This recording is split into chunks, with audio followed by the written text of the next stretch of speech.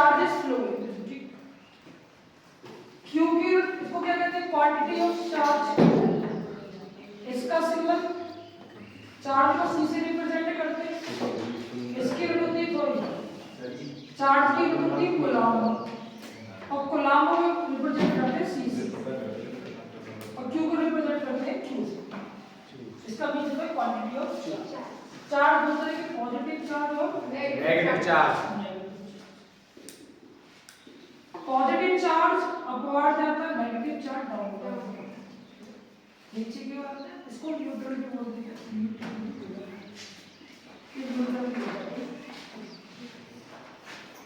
आगे अब बात करेंगे इलेक्ट्रिक सर्किट के बारे में। सर्किट दो तरह की होती है, एक तो होती है ओपन सर्किट और एक होती है क्लोज। ओपन सर्किट और क्लोज ठीक। इलेक्ट्रिक सर्किट होती क्या है कि close path of electric current is called electric circuit. किसी इलेक्ट्रिक करंट की मान के वो ये चीज सर्किट की क्या जरूरत होती है, तार की और जो इसमें इक्विपमेंट है उसमें साउंड जिसको फ्लो करोगे को रजिस्टर उसको लगा सकती दो एक स्विच की ओके ये और बैटरी। तो यहाँ पर देख सकते हैं एक तार हमने लिया, तार को हमने कनेक्ट किया, कुछ कनेक्टिंग वायर्स लिए, इसको कनेक्ट किया एक बल्ब से कनेक्ट कर दिया। न्यूट्रल किसका होता है, ये नेगेटिव को न्यूट्रल हो जाएगा। यहाँ पे मैंने की लगाई और इसको इस तरह क्या अभी सर्किट कंप्लीट है सर, अभी कंप्लीट नहीं। बैटरी तो नहीं, बैटरी पॉजिटिव और क्या बैटरी ऐसे ही सेल है, क्या है सेल। बैटरी से कॉम्बिनेशन ऑफ सेल, जब इसमें कई सारे ऐसे बनेंगे तो बैटरी होगी, सिंपल है कॉम्बिनेशन ऑफ सेल होगा बैटरी। और फिलहाल भी क्या है सेल ही है, एक सेल लगा दी, एक की लगा दी और क्या लगा दी बल्ब। मैं बताया कि जो एमीमीटर कनेक्ट होता है वो सीरीज में कनेक्ट होता है। एमीमीटर का काम होता है एम्पियर्स को मेजर करना कि कितने अमाउंट में करंट फ्लो हो रहा है उसके अंदर, उसको मेजर करने के लिए एमीमीटर पॉजिटिव अपवर्ड और नेगेटिव डाउनवर्ड। ओके क्या समझना है इसमें, कुछ नहीं। अभी क्या सर्किट है, ओपन सर्किट है कि क्लोज है। अगर ये जो स्विच है वो अभी ऑन है तो सर्किट कैसी क्लोज है, अगर स्विच ऑफ है तो सर्किट कैसी है ऑन ओपन। सर्किट क्या है, इसमें तार के अंदर फ्लो सर्किट है। हाँ इसके अंदर जो तार फ्लो हो रहा है, करंट जो फ्लो हो रहा है इसके अंदर, इस करंट के अंदर, इस करंट के अंदर क्या फ्लो हो रहा है, चार्ज फ्लो हो रहा है। और क्या होगा उसके सामने यूनिट ऑफ टाइम क्या है, कुछ टाइम लग रहा है, टाइम यूनिट लगी उसमें। तो इस करंट की क्या है क्लोज पैथ है, क्लोज रास्ता करंट को बाहर जाने के लिए कुछ नहीं मिलती, क्या क्लोज पैथ। तो close path of electric current is called electric circuit. If switch is on, the circuit is open. If sorry is closed. If key is off, the circuit is open. अगर ये जो button है ये क्या होगा on होगा तो circuit कैसी होगी, क्लोज होगी। अगर ये जो बटन है ये क्या होगा ऑफ होगा तो सर्किट कैसी होगी, ठीक। ये सारे वाले कॉन्सेप्ट यहाँ से अभी बैटरी बैटरी को क्या कहते हैं, बैटरी को कहते हैं पोटेंशियल डिफरेंस। इसको पोटेंशियल डिफरेंस कहते हैं। इसका मींस होता है V = W/V।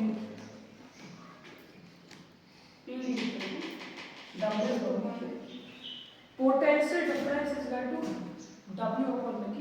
W का मतलब होता है वर्क डन। इसकी यूनिट होती है जूल। कूलम्ब की पता ही नहीं क्या होती है, सी होती है कूलम्ब, मतलब चार्ज की कूलम्ब होती है। एसटी क्या होती है वोल्ट, क्या होती है वोल्ट। कह सकते हो 1 वोल्ट = होगा तुम्हारा 1 जूल ऑफ 1 कूलम्ब। ओके 20 आई दो फॉर्मूले कितने I = करते हैं, I = होने के बाद Q / T और एक बात वाला वास्ते D = W/V। I की यूनिट की होती है एम्पीयर, Q की यूनिट होती है कूलम्ब, T की होती है सेकंड। W की जूल, Q की कूलॉम एंड वोल्ट की PD की वोल्ट, PD की क्या होती है वोल्ट। अगर सर्किट बनाओगे तार का कुछ इस तरह ले सकते हो आप। ओके, ये कौन सी की है, ये ओपन की है, क्लोज की, और ये कैसी की है, ओपन की, फिर क्लोज की, ओपन की।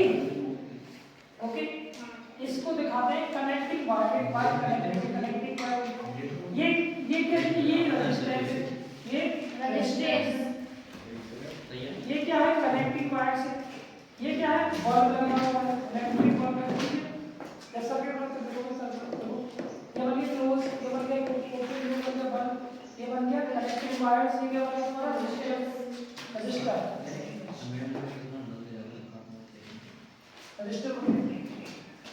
यही इंपॉर्टेंट है, ये क्वेश्चन पेपर में आता है, ये डायग्राम से। और अगर ऐसे कोई ये क्या बेटा, ये एमीटर है, ये क्या है, ये वोल्टमीटर है, वोल्टमीटर कनेक्ट होता है पैरेलल, राइट, ये कनेक्ट होता है सीरीज। सर जी सीरीज क्या नीचे क्या है, ये करता है पोटेंशियल डिफरेंस को मेजरमेंट करता है हमारा एम्पीयर, करंट को मेजर करता है एमीटर, एंड पोटेंशियल डिफरेंस को मेजर करता है वोल्टमीटर। सीरीज के नीचे क्या है, ये ले जाओ, ये सीरीज में कनेक्ट हो जाता है, सीरीज है ये, इसके नीचे IB, IG मैंने लगा था यहाँ पे दो फॉर्मूले ये रहा, PD इक्वल टू W बोल की Q, इसकी होती है जूल, इसकी होती है कूलॉम, इसकी होती है वोल्टेज, इसकी कूलॉम, इसकी सेकंड। कूलॉम किसकी होती है, क्यों की? यहाँ से दो फॉर्मूले हैं, एक तो आया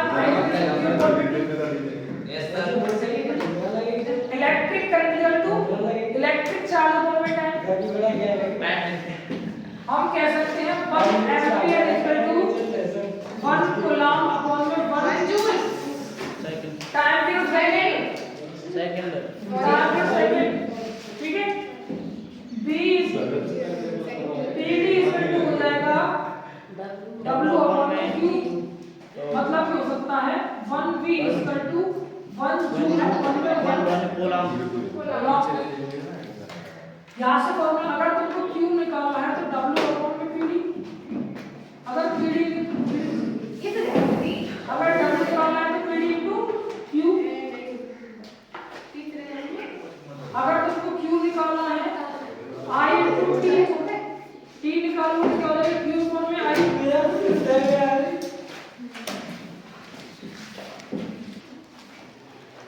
ओके, अब इसमें बताएगा तुमको रजिस्टर की बात है, जो कि आता है Ohm's law. Register Ohm's law का टॉपिक, ओम्स लॉ क्या है? ओम्स लॉ स्टेट दैट, ये डेफिनेशन आया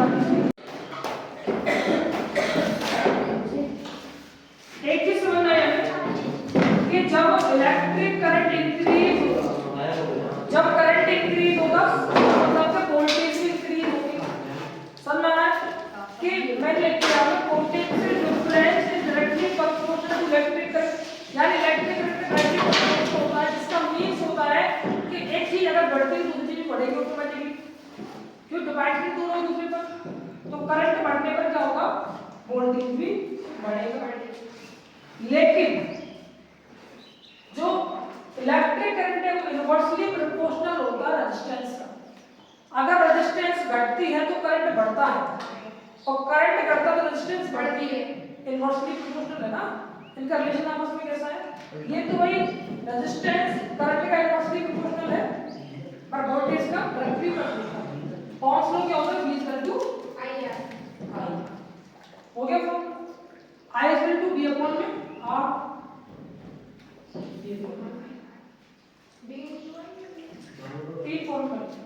equal to I equal to V upon I, और number two V upon I।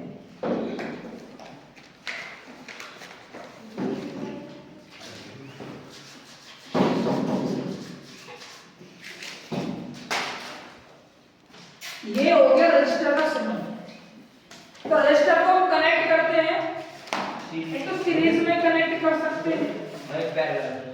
और एक हम इस तरह से पैरेलल कनेक्ट कर सकते हैं। ठीक है, एक तो सीरीज में कनेक्ट कर सकते हैं और एक पैरेलली कनेक्ट कर सकते हैं। अब पैरेलल कनेक्शन के एडवांटेज क्या है? क्वेश्चन पेपर में एडवांटेज आ जाता है। इसका एक एडवांटेज तो ये है, अगर इनमें से कोई भी एक रजिस्टर खराब हो जाए तो दूसरे वाले से फर्क नहीं पड़ेगा। और पैरेलल कनेक्शन होने पर क्या होता है, रेजिस्टेंस घटती है। जब रेजिस्टेंस घटेगी तो क्या होगा, करंट बढ़ेगा और करंट बढ़ने पर सभी के पास में इक्वल मात्रा में क्या अलग अलग मात्रा करंट पहुंचेगा। ये इसका एडवांटेज है। पहला एडवांटेज, रेजिस्टेंस इंक्रीज होगी तो रेजिस्टेंस डिक्रीज होगी, करंट इंक्रीज होगा। दूसरा एडवांटेज क्या है, अगर इनमें से कोई एक रेजिस्टर खराब हो जाता है तो दूसरे पर इफेक्ट नहीं पड़ेगा। तो उसके एडवांटेज देते ना पेपर पूछता है, तो पहला रेजिस्टर के दो एडवांटेज बताओ जिस तरह से आता है। ठीक है, ऐसे एडवांटेज हो गए। अब सीरीज वाले कनेक्शन में मतलब एडवांटेज कहाँ लिखा है आपने? मैंने parallel advantage, if one resistor is damaged,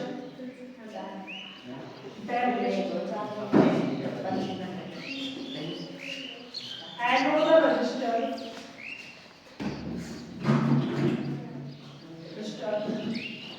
will not be affected. पहला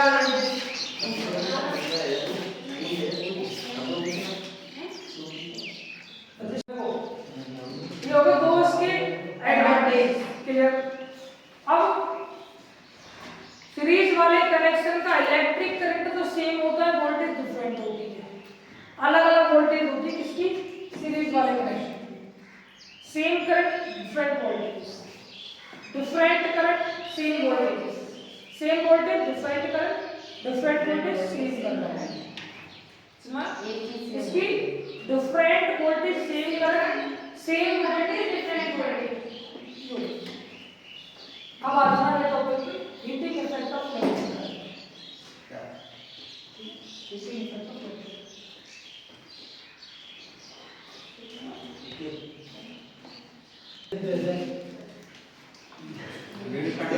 ऑफ हीटिंग इफेक्ट्स ऑफ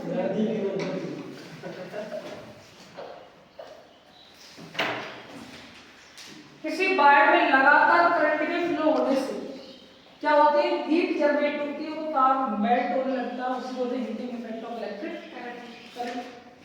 जल्दी तार में कहां है वीडियो तो दर्द पे नहीं क्या उनके ऊपर कोई कोटिंग होती है? कोई कोटिंग नहीं होती, इसलिए नहीं होती। तो जो रेलवे लाइन लगातार क्या होने से? किसी वायर में लगातार करंट का फ्लो होने से क्या होता है, तार में हीट जनरेट होती है और वो क्या होता है, excess amount of current generate होने से जो तार को क्या होता है, तार में कोटिंग होती है, पीवीसी होती है, और पिघलने लगती है। इसी वजह से heating effect of electric current. यहाँ पर एक केस होता है कि भाई घर में शॉर्ट हो जाए, डैमेज हो जाए, इलेक्ट्रिक अप्लायंस का डैमेज हो जाए, तो हीटिंग इफेक्ट इनको जो होता है इफेक्ट जनरेट होता है I²RT। किसी वायर में लगातार करंट के फ्लो होने से क्या होता है? उस वायर के अंदर हीट जनरेट होती है। इलेक्ट्रिक पावर का क्या होता है, यूनिट बताओ। इलेक्ट्रिक पावर का यूनिट क्या होता है बताइए। मैं बता चुका हूं पावर का यूनिट क्या होता है। P पावर का सिंबल है, यूनिट क्या होती है? पीडी वोल्टेज H²I² वाट, वोल्टेज W/T वाट ही होता है क्या? कितने वाट का बल्ब है, वाट होती है पावर कितने वोल्ट। और हीट की क्या होती है, हीट की जूल किलो